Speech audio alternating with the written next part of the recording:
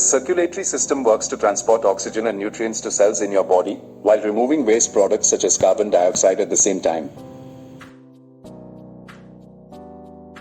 Hemoglobin, which is the protein present in red blood cells, serves as the main transporter, much like a school bus, with oxygen and carbon dioxide being able to hop on or hop off at the correct destinations. This system is actually a double circulatory system made of two circuits: the pulmonary circuit and the systemic circuit. In the pulmonary circuit, deoxygenated blood is pumped from your heart to your lungs to become oxygenated.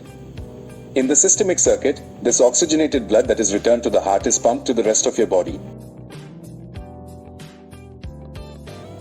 Unlike other muscles in your body, your heart never tires and works very hard to ensure that blood reaches all parts from your head to your toes.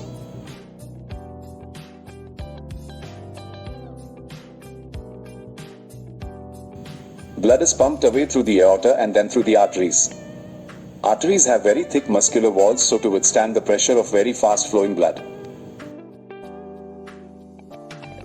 These arteries branch into smaller arterioles which then branch into smaller capillaries that surround all cells. The movement of blood slows down significantly at the capillaries for two reasons. The capillaries are much smaller, and slower movement allows for gas exchange. Here, oxygen is offloaded onto cells, so blood becomes deoxygenated and carbon dioxide and other waste products are picked up. Deoxygenated blood then travels away from the capillaries, into the venules, and then into the veins.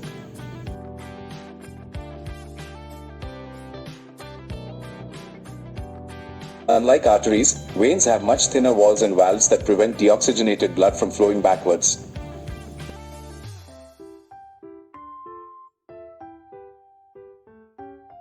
Deoxygenated and oxygenated blood flow in the lungs.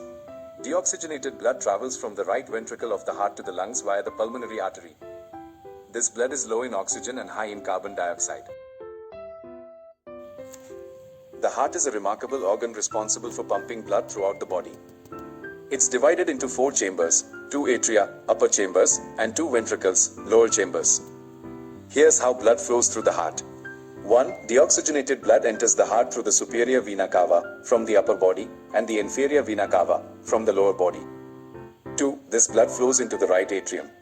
3. From the right atrium, it passes through the tricuspid valve into the right ventricle. 4. The right ventricle pumps the deoxygenated blood through the pulmonary artery to the lungs.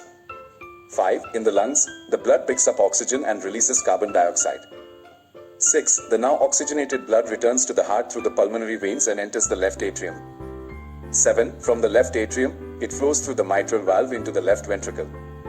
8. The left ventricle, the strongest chamber, pumps the oxygenated blood out of the heart through the aorta, the body's largest artery. 9. The aorta branches into smaller arteries that carry blood to all parts of the body. Key components of the heart. Atria, the 2 upper chambers of the heart that receive blood. Ventricles, the 2 lower chambers of the heart that pump blood out. Valves, prevent blood from flowing backward. The 4 valves are the tricuspid valve, pulmonary valve, mitral valve, and aortic valve. Septum, a thick wall that divides the heart into 2 sides. Would you like to learn more about a specific part of the heart or the circulatory system? Pulmonary valve, located between the right ventricle and the pulmonary artery. Mitral or bicuspid valve, located between the left atrium and the left ventricle. Aortic valve, located between the left ventricle and the aorta. Septum, a thick wall that divides the heart into 2 sides, the right side and the left side. Myocardium, the muscular wall of the heart. Here is the model for you for greater understanding. It's a 3D model of the heart and veins.